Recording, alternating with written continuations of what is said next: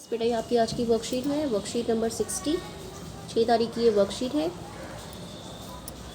6 तारीख की ये वर्कशीट है। हम लोग सामाजिक विज्ञान के भूगोल में जलवायु पढ़ रहे थे। अब भारतीय मानसून केवल भारत के अंदर की घटनाओं से ही प्रभावित नहीं होता है, बल्कि अन्य कारणों से भी प्रभावित होता है। कुछ आगे पढ़ते हैं। इसमें हम दक्षिणी महासागर के ऊपर दाब की स्थिति में परिवर्तन भी मानसून को प्रभावित करते हैं। आमतौर पर जब उष्णकटिबंधीय पूर्वी दक्षिणी प्रशांत महासागर उच्च दाब का अनुभव करता है, तो उष्णकटिबंधीय पूर्वी हिंद महासागर कम दाब का अनुभव करता है। लेकिन ये जो एक क्षेत्र में उच्च दाब और एक क्षेत्र में निम्न दाब जो है, ये कुछ वर्षों में ये इसकी स्थिति उलटफेर भी होती है और पूर्वी हिंद महासागर की तुलना में पूर्वी प्रशांत पर दाब कम हो जाता है। और ये जो उलटफेर की स्थिति है, ये जो एक आवधिक परिवर्तन, छोटे समय के लिए जो परिवर्तन होता है, इसे दक्षिणी दोलन के नाम से जाना जाता है। तो जैसे कि आप इसमें देख रहे हैं कि उष्णकटिबंधीय पूर्वी दक्षिणी प्रशांत महासागर जो है वो उच्च दाब का अनुभव करता है, लेकिन जब आवधिक माने कुछ समय के लिए परिवर्तन होता है, तो यहाँ पर निम्न दाब और यहाँ पर अधिक दाब होता है। तो और इस प्रक्रिया को, ये जो आवधिक परिवर्तन है, छोटे समय के लिए जो परिवर्तन है, इसे दक्षिणी दोलन के नाम से जाना जाता है। अब दक्षिणी दोलन के यहाँ एक घटना है, ये एल नीनो। क्या होता है एल नीनो? एल नीनो एक स्पेनिश शब्द है। इसका अर्थ है बेबी क्राइस्ट, मतलब छोटा बच्चा। क्योंकि यह धारा क्रिसमस के दौरान बहती है, इसलिए इसको बेबी क्राइस्ट के नाम से जाना जाता है। अब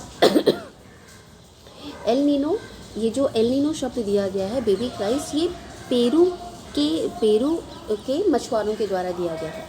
तो एल नीनो जो है, ये प्रशांत महासागर के भूमध्य क्षेत्रीय की उस समुद्री घटना का नाम है जो दक्षिणी अमेरिका के पेरू के तट पर स्थित इक्वाडोर और पेरू के तटीय समुद्री जल में कुछ सालों में के अंतराल में घटित होती है। अब इससे ये स्पष्ट है कि घटना होती कहाँ पर है? दक्षिण अमेरिका के पेरू और इक्वाडोर के तट पर, ठीक है। और एक समय अंतराल के बाद ये घटित होती है। सामान्य रूप से समझें तो ये एक समुद्र में होने वाली उथल पुथल है। समुद्र में थोड़ा सा उथल पुथल होती है, जिसे हम एल नीनो के नाम से जानते हैं। और ये जो उथल पुथल होती है, इससे जो सतह, समुद्र की सतह का जो जल है, उसका तापमान सामान्य से अधिक हो जाता है, ठीक है। अगली है कोरियोलिस बल। क्या होता है कोरियोलिस बल? आपको पता है पृथ्वी घूर्णन करती है, अपनी जगह पर घूमती है। इसके कारण एक बल जो है बल लगता है, जिसके कारण उत्तरी गोलार्ध में जो ये पवनें होती हैं, उत्तरी गोलार्ध में उत्तर से दाएं की और दक्षिणी गोलार्ध में बाईं ओर विक्षेपित मुड़ जाती हैं। और इसको हम फेरेल के नियम से भी जानते हैं। और भारत में जो चक्रवाती मौसम होता है, चक्रवात आते हैं, उसमें इसी बल के कारण जो है वो ये चक्रवात आते हैं।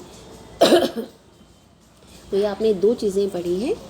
अब आगे देखिए क्वेश्चंस क्या है। एक है दक्षिणी दोलन क्या है, अभी ऊपर हमें समझाया। एक आवधिक परिवर्तन, एक छोटे समय के लिए जो परिवर्तन होता है, जिसमें जहाँ पर उच्च दाब था वहाँ निम्न दाब हो जाता है, जहाँ निम्न दाब था वहाँ उच्च दाब हो जाता है, उसे दक्षिणी दोलन कहते हैं। एल नीनो क्या है, इसका प्रभाव क्या है, कुछ जो अभी आपको समझाया गया है वो सारे पॉइंट्स आपको लिखने हैं।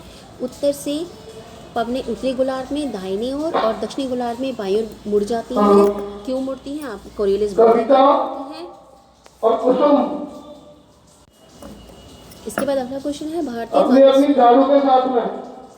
भारतीय मानसून केवल भारतीय उपमहाद्वीप में हो रही घटनाओं पर निर्भर नहीं करता, बल्कि दुनिया भर की घटनाओं पर भी निर्भर करता है। अभी हमने पढ़ा कि देखिए, जैसे कोरियोलिस बल है, जिसके कारण चक्रवात वगैरह आते हैं, इन पर भी निर्भर करता है ना। और आपने ऊपर पढ़ा कि जो दक्षिणी महासागर में ऊपर दाब की स्थिति होती है, वो भी हमारे मानसून को प्रभावित करता है। तो ये सारी घटनाएं हैं जो कि मानसून को, भारतीय मानसून को भी प्रभावित करती हैं। तो आपकी वर्कशीट है, सभी बच्चों ने ध्यान से करना है।